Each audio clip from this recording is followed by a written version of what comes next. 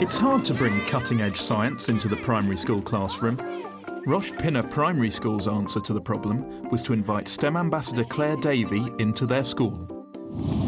Hi, my name's Claire Davey and I work here at the National Institute for Medical Research. I work on papillomaviruses, trying to understand these viruses that can cause cervical cancer.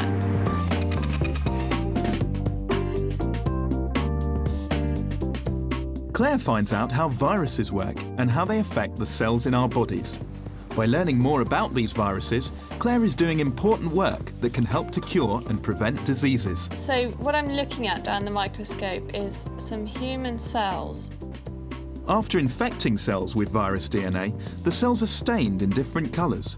These colours let Claire see easily which parts of the cells the virus has infected.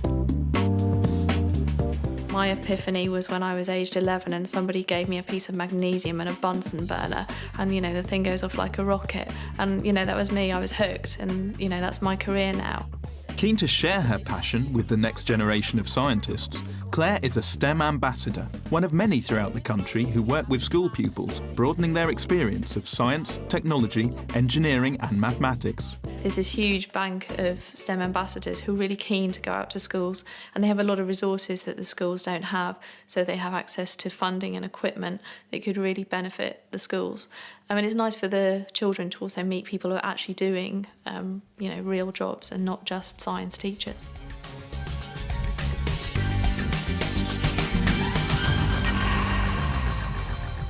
Roche Pinner Primary School has asked Claire to run a science activity for their Year 6 class. Claire has been in charge of many events before with a range of ages, but every school is different, so where possible, a face-to-face meeting beforehand is an excellent way to make sure that the day will run smoothly and the activity will be pitched at the right level. I think if schools want the event to be as successful as possible, then they have to provide as much information as possible to the STEM ambassador. So the ages of the children, roughly their abilities, what sort of space is available to hold the activity in, and also roughly what they've been studying maybe that year. Claire has a discussion with class teacher Emma Levine so that they can theme the day around an engaging story that will capture the pupils' imagination. So normally when we're doing this activity with the older children, we set up a crime scene that's a murder, but I think maybe for the Year 6s that's not appropriate. No, I would agree with that one. Do you have an idea of some other type of crime that would be appropriate to put on? Yeah, we could do something that goes missing. We could have a jar of sweets, for example, that we were going to give to the children, but they could vanish and we need to work out who the thief is. And who do you think would be a good person for them to relate to in terms of who the suspects might be? I don't mind, you could always use me, and I'm sure Mrs. Freeman, our teaching assistant, would be happy to get involved. The story will be that both Miss Levine and Mrs. Freeman were seen in the vicinity of the crime. Also, the sweet-toothed thief has left skin and hair at the crime scene. Claire will help the pupils to analyse DNA from these samples to see if it matches either of their suspects. DNA is obviously a really important aspect of our lives, so for them to have a basic understanding of what it is, then when they come to hear the term DNA, at least now they'll know a bit more about it. For the class to catch the culprit, Claire must teach them a bit about DNA. DNA is an exciting topic which can inspire pupils about science and give them a taste of what they can learn in the future. But it's also an advanced topic which is difficult for Year 6 pupils to understand. Claire's solution is to use the crime story as a hook to get them involved. Do you think your students will know anything about DNA already? They may have heard of the term DNA, but it's not something that we study in Year 6. It's not in the curriculum, so I think it'll be something that's really exciting for them to learn about. What have you been looking at recently? We are just finishing up looking at microbes. So. And microbes, that's good as well, because I work with viruses, so I'll be able to tie in my work with what they've been looking at recently. Wonderful. If you use the right vocabulary and you use the right analogies, they understand it very easily. And because they're so enthusiastic about learning what it is you're telling them, it's actually quite easy to get your message across.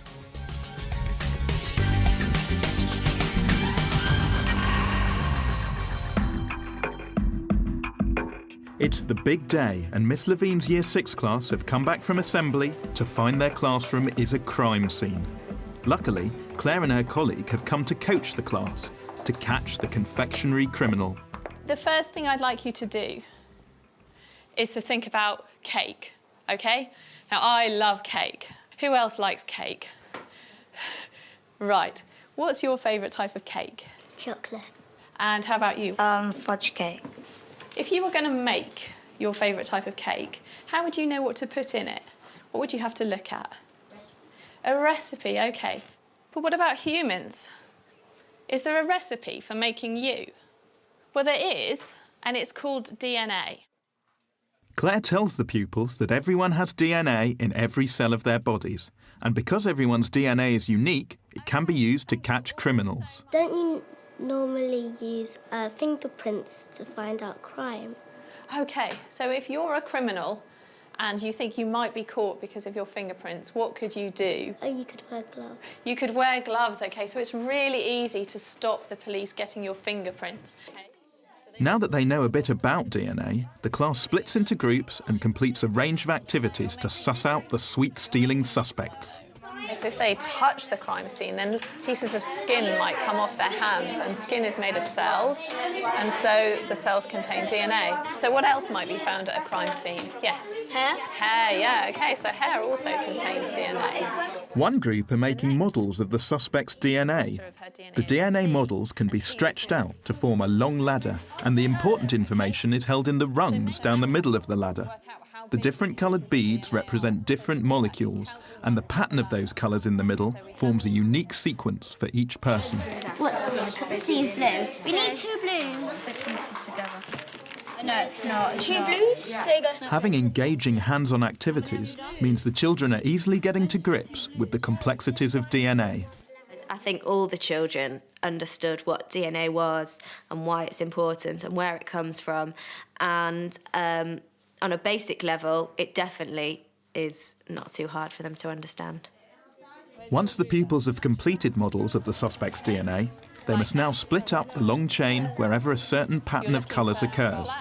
They can then use the sizes of these fragments to compare the suspect's DNA with DNA found at the crime scene. So now we have to work out how big these pieces of DNA are. 1, 2, 3, 4, 5, 7. Yep. 1, 2, 3, 4. Yep. And 3. That's right. The activities aren't only about science. Where possible, Claire has incorporated a range of subjects and skills, including literacy, art and numeracy. So how far down there have you measured? 2.7 centimetres. OK, and how do you know it should be 2.7 centimetres? This 3 bins is 5, Yep, and 5 equals 2.7 centimetres. that's right.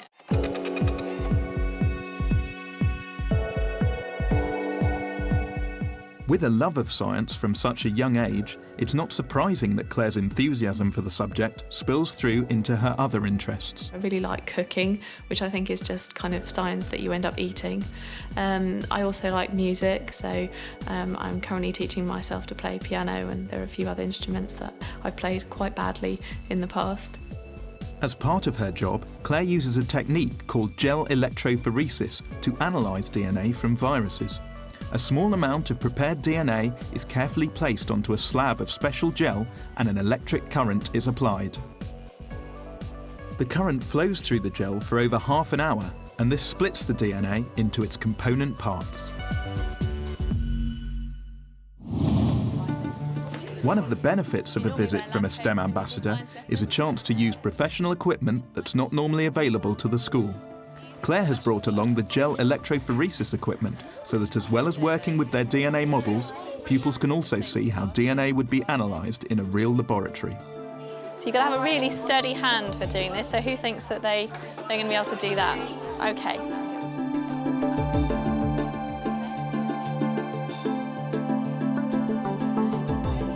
Oh, wow, first time all of it in. Well done. That was better than mine.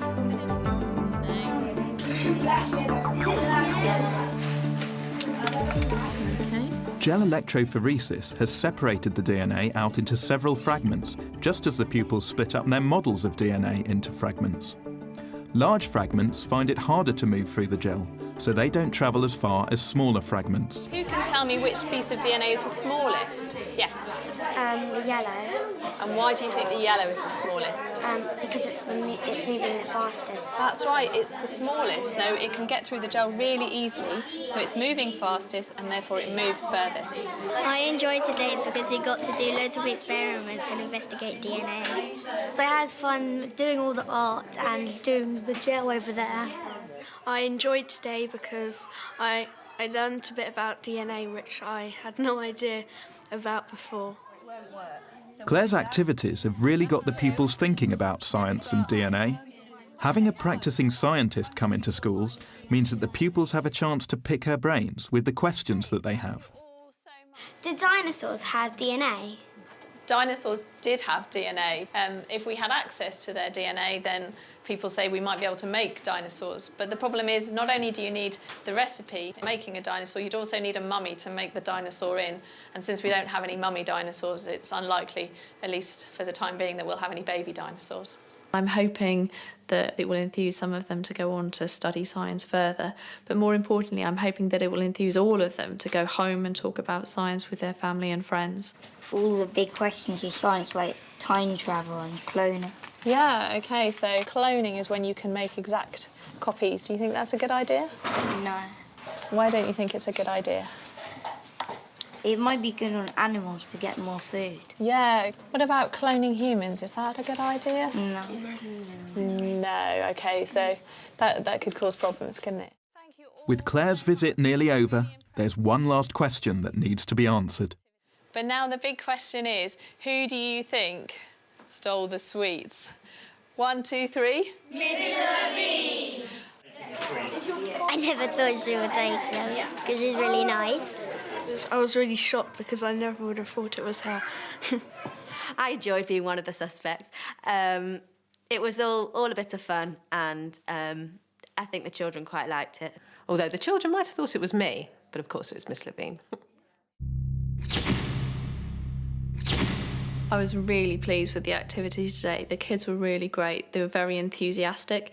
They were very knowledgeable. They were great at answering questions and coming up with questions for me. I think they could relate to a lot of things regarding some of the TV programmes that they watch. So DNA is something that they're quite used to hearing, but obviously they didn't know what it was until today. The activity was a great success. The children initially had no real idea about what DNA was, and by the end of it they were all really enthusiastic. They learned a lot, they had a lot of fun. I didn't actually know that science could be so fun and interesting. Today it was much more fun than normal lessons because we got to express ourselves more and learn a lot more than we would have done in a proper science lesson. And in a normal science lesson, then we would do experiments, but not like this, with goggles and gloves and lab coats. When I asked the children if they could see themselves maybe being a scientist one day, I got a lot of yes answers, and I think maybe we've converted a few of them to becoming scientists. I'd probably like to be a scientist because it looks really fun and everything that happens in it is just amazing.